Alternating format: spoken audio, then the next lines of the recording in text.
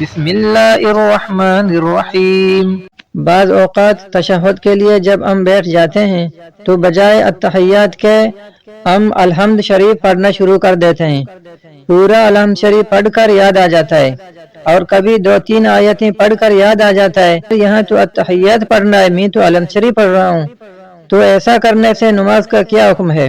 تو دارالعلوم دیوبند کا فتویٰ میں آپ کے سامنے پیش کرتا ہوں، آئیے اس کو دیکھ لیتے ہیں اور سن لیتے ہیں۔ سوال: التحیات سے پہلے سورہ فاتحہ کی کچھ آیتیں پڑھنے سے سجدہ سہو واجب ہو جاتا ہے یا نہیں؟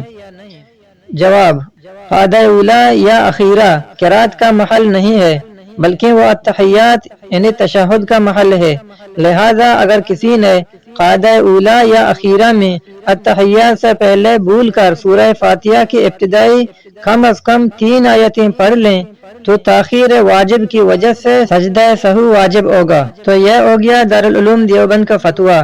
تو اس سے پتہ چلا کہ اگر کسی نے التحیات سے پہلے پورا الحمد شریف پڑھا یا الحمد شریف کا ابتدائی 3 آیتیں پڑھے تو اس سے سجدہ سہو واجب ہوگا، اور اس سے اگر کم پڑھے تو سجدہ سہو واجب نہیں ہوگا۔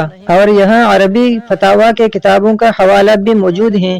وَإِنْ قَرَأَ فِي الرُّكُوعِ أَوِ الْقُعُودِ سَجَدَ لِلسَّهْوِ۔